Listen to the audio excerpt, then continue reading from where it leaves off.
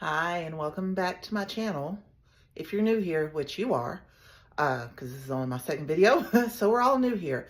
If you're new here, welcome. I am so glad that you are here watching this video.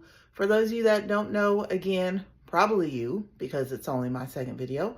My name is Victoria. I am a 41-year-old living in North Texas, and I am documenting my life. So in my first video, I mentioned having previous experience with speaking and videos and all that in my previous career.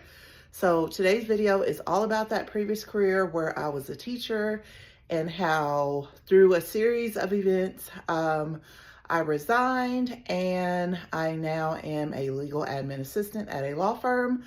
So buckle in. It's going to be a longer video today. Get a beverage or, a snack and settle in. And I think we're going to take this video on location because I need to walk my dog. So let's go experience some nature, shall we? It's a beautiful day here in North Texas. The weather is finally warming up. We've got some sunshine. It is too nice outside to waste this day. So are you ready? Let's go. Well, just kidding. We did go outside and take our walk. But the place I wanted to go, I forgot there's a water feature there, which is very nice and relaxing. I love it any other time. But for a video, I was like, probably not the best idea. So we finished our walk. I'm a little out of breath. Now we're back home. So anyway, let's continue with the video, shall we? So when I went to college, I knew that I wanted to be a teacher, right? Like, I was like, I'm going to be a teacher. I wasn't quite sure what grade or what area yet, but I knew I wanted to be a teacher, and I assumed that was going to be my forever career, right? Go to college, which, by the way, it took me a little longer to graduate college, but I did it. The plan was, okay, go to college, get my certification, become a teacher, do all the things, blah, blah, blah, and live happily ever after. Well, that's not how it happened. Also, I changed my shirt for some reason. Sometimes I do that where I'm like, no, I don't want to wear that shirt. We were just going on a walk, so I don't understand why I did it. Anyway, so a few things to keep in mind as I'm telling you about my journey from being a teacher to becoming a legal admin assistant. So I began teaching, my very first teaching job I began in 2010. So I graduated from college in 2009, December 2009. And I subbed for that first half of 2010. And even in college, I subbed at a local district because it worked with my school schedule. And it was good experience and good connections. So when I began teaching in 2010, August of 2010, that year, that was at the height of like teacher blogs, and Pinterest had just become a thing. Back when I joined Pinterest, it was still when like you had to sign up and be approved. You were on a wait list. Anyone else remember that? I'm not sure what it is now because I've had my Pinterest account for forever. And then also at that point in my life, I was not someone who knew how to speak up for myself, who knew how to say no, who knew how to set boundaries. I was not the person that I am now. So keep those things in mind. Okay, so how I actually got my first teaching job is crazy because, I'd been applying. I'd, just graduated subbing, been applying, all those things. August rolls around, I still don't have a teaching position. And I'm like, well, okay, was getting discouraged, wasn't really sure what was going to happen. And I was actually working just like a job at the time just to have income, right? So I get a call from one school. I go in. Okay, so pro tip, if you're doing a video on your phone and you don't want interruptions, put it in airplane mode. So I had a notification come through. Okay, so I got a call from one school in a district I had applied to. This was on like a Tuesday. Tuesday, went in, interviewed, Wednesday afternoon, the principal called me back, offered me the job, which, yay, exciting. But here's the thing. It was a second grade position. Here's the thing. Like, meet the teacher, go see your classroom, meet the teacher was literally in a few hours. And I had not seen a classroom yet. I had not set up a classroom yet. I am brand new. I'm a baby bird, fresh out of the nest. I know nothing at this point. Now, thankfully, thank God, the other teachers on my team quickly just put together at least something in the room, so it wasn't just bare. Now, there were things in the room that were already there, materials and things that belong to the school and the district. But the previous teacher, she took everything that was hers, rightfully so. So I had no idea what I was walking into. But again, thankfully, the other teachers got together, put something together. So I met my very first class that Wednesday, had staff development that Thursday and Friday, and then worked through that weekend because the first day of school was that following Monday. So I really got a baptism by fire. I was, just thrown in, here you go. That first class I had for someone straight out of college who knew nothing was a dream. Thank God. Because I did not have, my experience level just wasn't there. I was competent to do the job, but I wasn't a seasoned teacher yet. So I stayed at that first school for 8 years, and there were definitely pros and cons. Honestly, I probably still would have been at that first school if I had not let the cons outweigh the pros. Because remember, I told you when I first started teaching, that was when teacher blogs and all that were popular. So I had connected with a group of teachers who, how do I put this? They were great people, but I think I was influenced by them because, again, I was focusing on the cons. And I wanted to know what it was like to teach at another school. So I put in my transfer. So kind of circling back, going backwards a little bit, at the first school I taught at, when I taught second grade, there was an interventionist there who I met. She would come into my classroom from time to time. I worked with her. She actually wanted to be a principal, so she was the principal of this school that I got transferred to. So I had that connection there, met with her. She said, I've got a first grade position open.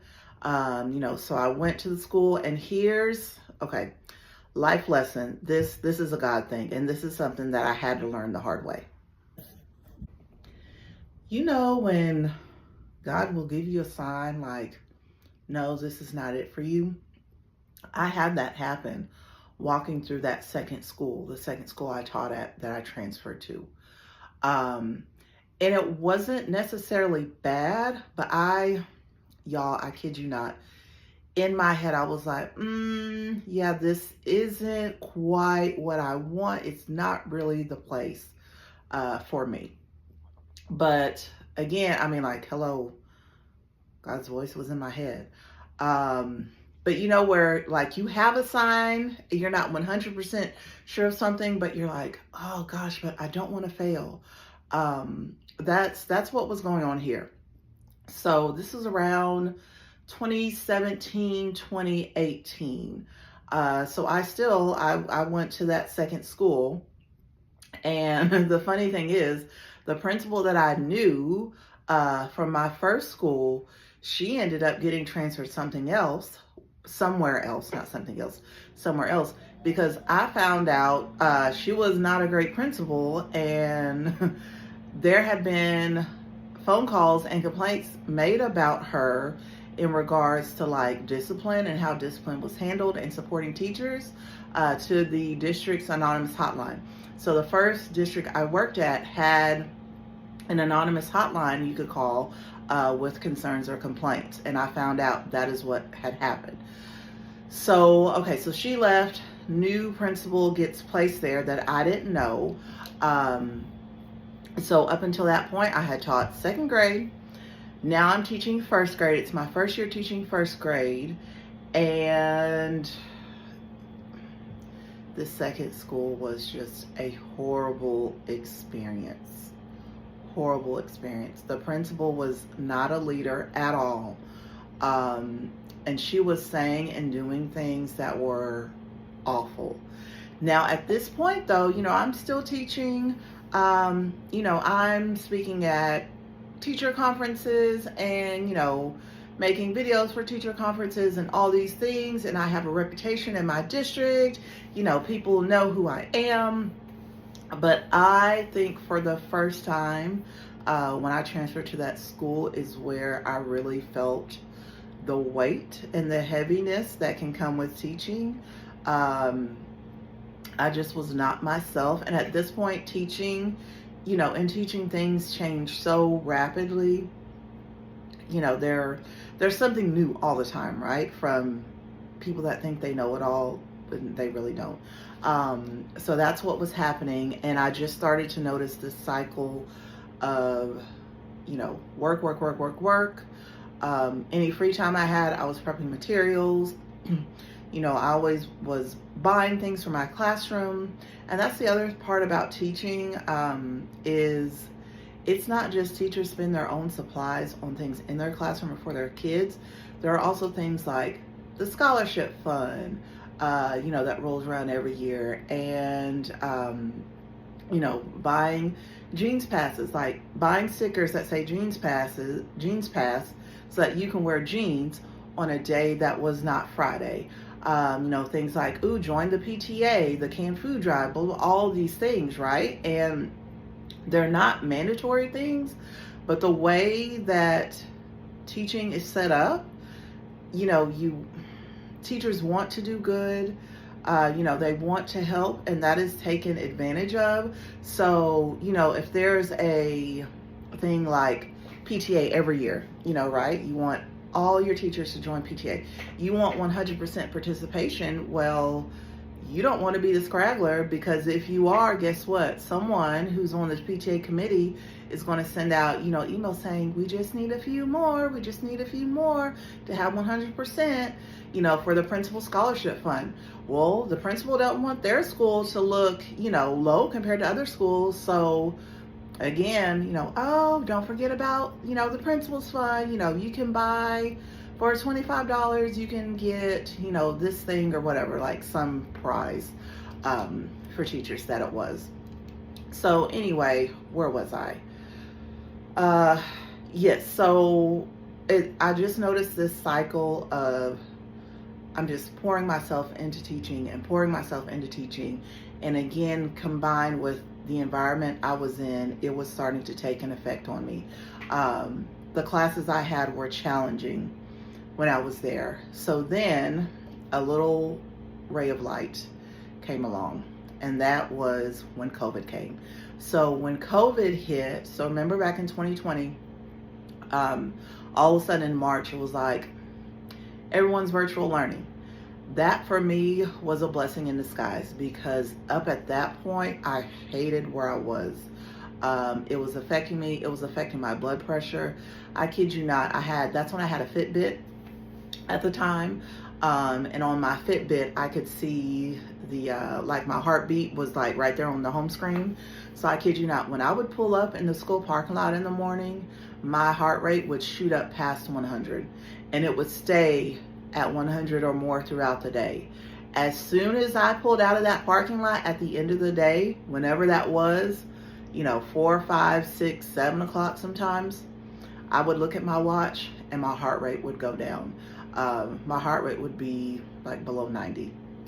So COVID happened. Now, teaching during COVID was crazy. It was honestly a joke. It was a situation we had never been in before. But again, because of the situations I was facing, it was a blessing in disguise for me. So you know what? I was happy to be home for those few months. Okay, so I cannot believe I forgot to mention like an important piece of this. So at this second school I was at, I had some behaviors in my classroom that were a doozy. And it got to a point where a student flat out just kicked me in the hallway while he was holding the principal's hand, by the way. And I was like, you know what? I'm done. So I called ATPE, which stands for Association of Professional Educators. I called ATPE, which is like the equivalent of the teachers union in Texas, because Texas is not a union state. But it is a membership for teachers. Again, you have to pay money, where basically they provide legal counsel and legal representation if needed. So I called ATPE. I explained the situation. I said, hey, here's what happened. Like, I want this student out of my classroom, because I knew my principal and assistant principal were not going to do anything. So when I called ATPE, it just kick-started something in my mind where I just started researching education law. And it was always in the back of my mind, so I would just look up laws, what does the law say about contracts and what are teachers' rights in certain situations. So that's where the legal aspect came into play. And I've always been someone who likes to, dig into things and learn new things and research. So that has served me well and comes full circle in my story. Okay, so at this point where, we're at home quarantine, I was not ready to walk away from teaching yet, but I knew I had to do something different because I was not returning to that school. I knew that I was going to go work at Walmart and pass out stickers before I ever went back there. So, put out my resume and application again to local districts. I got hired at the second district I ever taught at. So in my teaching career, I taught at 2 districts, 2 different grade levels, and 3 different classrooms. So I get hired at the second district. This is 2020. I'm excited because this district has a great reputation, but I am still feeling the pressure of a cycle of never feeling caught up. I'm just drained all the time. When you're teaching, you're basically taught to take everything with a smile, and always remain positive, never say anything negative. And that was really big in the second district I went to. And then when it all really came to a head was my second year. So this is year 12. I will never forget. So the school year had started already. But for some reason, like, kids were unenrolling, re-enrolling, switching schools and districts, blah, blah, blah. So I got a new student that day. This was in September. And I distinctly remember we're sitting at this table, this small group table. I don't even know what we were doing, but in my head, I was like, I can't do this anymore. I can't maintain this. So I knew in September of 2021, I was like, I'm done. And also, I was doing physical therapy at that point for my neck and spine, which I ended up doing for like 3.5 months. And so I'm also trying to balance that, going to physical therapy after school and trying to stay on top of things. And then in December, I don't know what happened, December of 2021, I eat something that makes me ill. Not just food poisoning, but it did something to me to this day where, like, this may be too much, but my digestive system has never been the same. So something happened where I was sick for months, you guys, like months, to the point where I was scared to eat. I could not lay down to sleep normally. I would be driving to school or just having a normal conversation, and all of a sudden I felt like I was going to throw up. The only thing I could do that didn't bother me was eat like salad and drink water. So I always had a drink of water nearby because I thought I was going to throw up at any moment. And I also have a student teacher this year, what turned out to be my last year.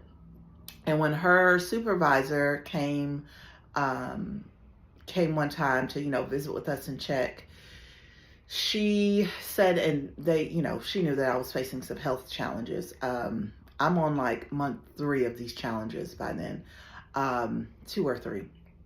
And she says to her student teacher, look at Miss Netherly. She's a good example that teachers always show up. They never quit, no matter what's happening.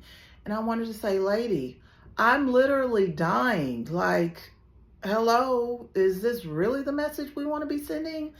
So anyway, just to wrap it up, I knew I was done. I ended up having an endoscopy because I kept going to my doctor, went to a gastroenterologist. Is that how you say that? I probably butchered that. Had an endoscopy. Best sleep I got in my life. Oh my goodness. When I woke up, the doctor told me, he was like, basically my stomach lining was eroding. I had no stomach lining and there were a whole bunch of ulcers in my stomach. And I was like, yeah, that's it. I'm done. So I feel like this is going on for a long time, but I want to give you a full picture. So I was like, you know what? I'm done.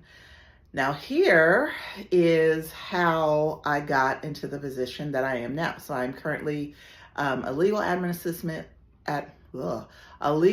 assistant slash legal secretary, whatever terminology you want to use, at a law firm. So here's how that came into play.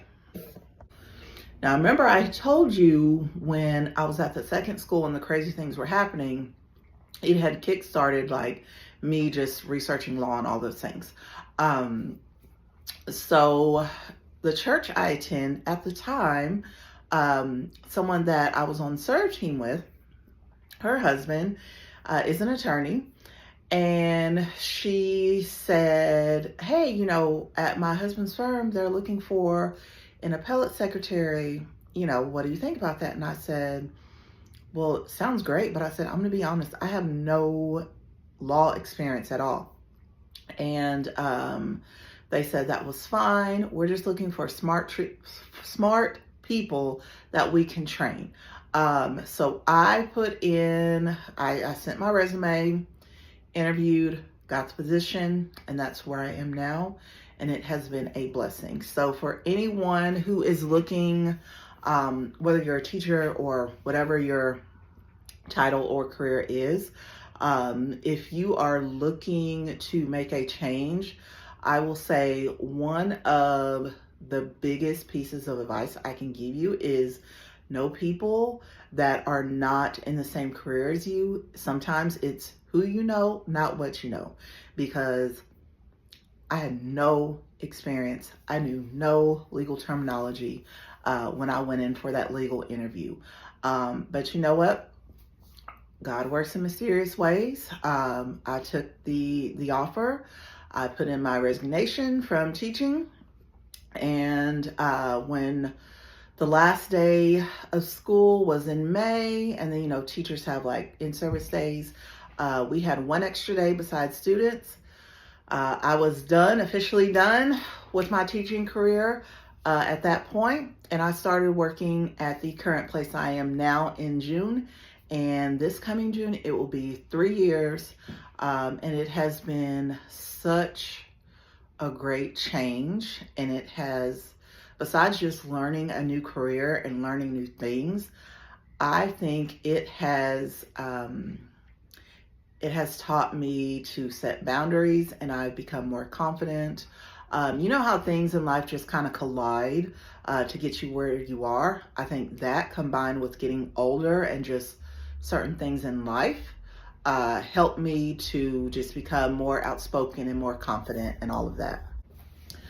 I do not see myself going back to teaching. There's no way. And you know what? That's okay. You are allowed to follow a different path in life. I did receive some pushback from some people. Some people who I thought were my friends, when they found out that I would no longer be teaching, they turned on me, which made, my last few months of teaching difficult. Gosh, that's a whole nother video. God, I didn't even get into that part, y'all. Oh my goodness. I may have to do a part 2. But yeah, for anyone looking to make a change, I would say just put yourself out there, put feelers out there, talk to people, make those connections. Y'all, connections and relationships are so important. And if the only people you know are the people like you, that really doesn't help you much. If you really feel that pull in your heart, go for it. And don't listen to what the critics are saying, because you're climbing the mountain and they're at the base looking up, criticizing everybody. So why does it matter what they have to say? So yeah, that is an extended version of how I went from being a teacher to now a legal admin assistant. So thank you for sticking around. This was a lengthy video for sure. If you liked what you saw here, make sure to like, comment, subscribe to my channel. I would greatly appreciate it, and share this video with someone maybe you know who is a teacher and is looking to make a change. You know what? I'm gonna do a second video related to this with tips and tricks. How about that? Yeah, that just popped into my head. I'll do that at some point coming up soon, because I know we're coming up to that point in the year where some teachers and some other people are just, weighing where they go forward from here. So yeah. All right, you guys, thank you for sticking around, and I will see you on the next video. Bye.